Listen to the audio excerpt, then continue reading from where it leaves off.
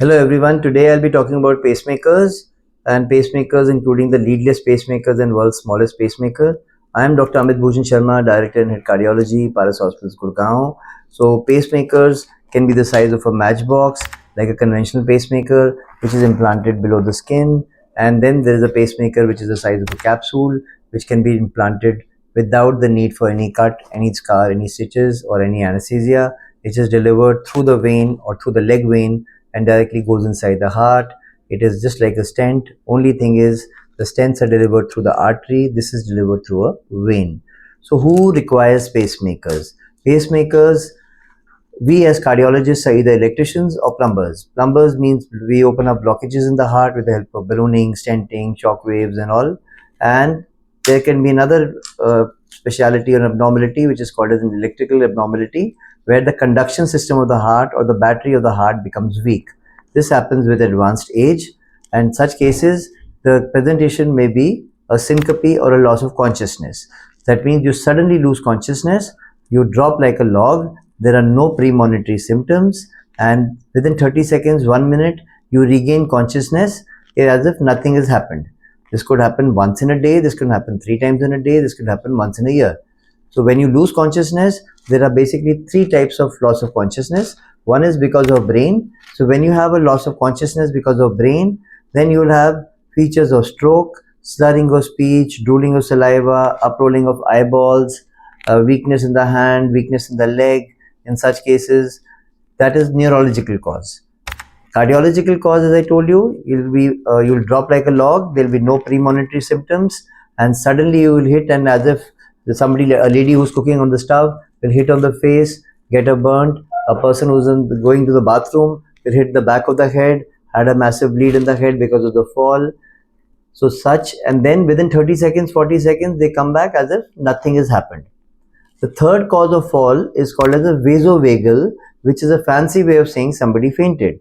This could be because of prolonged fasting. 10 people are standing in the class in the sun, and one of them drops down. A lady who sees the sight of blood passes out. There's a death in the family, you kind of lose consciousness. So in such cases, you will have a premonitory symptom that you are about to fall, and you will hold on to something before you fall. Therefore, the fall will not be as serious and will not cause any grievous injuries. So this is how you differentiate between losses of consciousness of various etiologies. Now, once the diagnosis is established of a fall because of cardiac causes, either with the help of an ECG or because of a Holter monitor, which is a 24 hours test, imagine, or sometimes the Holter, if it is 24 hours Holter, you are not able to capture, then there is something called as an ELR, which is like a prolonged Holter. A small sticker is attached to the chest. At the time of taking a bath, you can take it out. Every minute, every second, your ECG will be recorded. What was the ECG in the night? What was the ECG in the morning?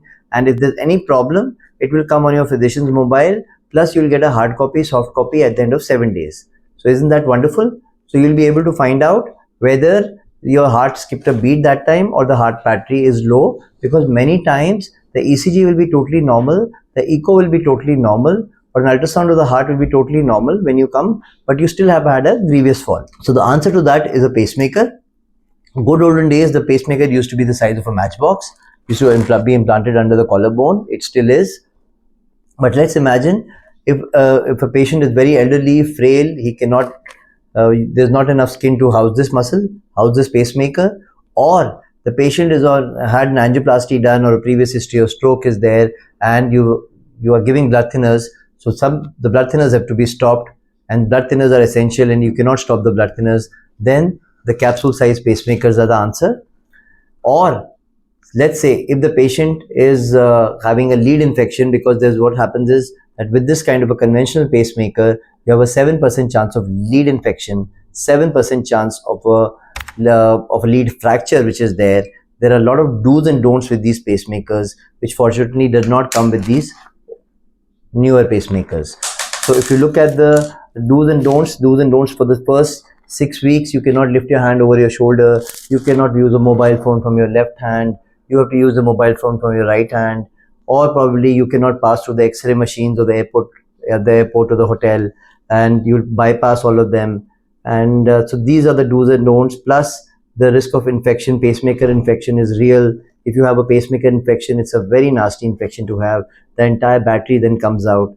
That has to be taken care of. In many cases, sometimes the lead fracture, you cannot move your hand over your shoulder and suddenly the lead fractures. That is also a nightmare situation. So such cases, the leadless pacemakers come in handy. If you see the size is the size of a vitamin C capsule, which is there. And this pacemaker does not have any wires, while this has wires.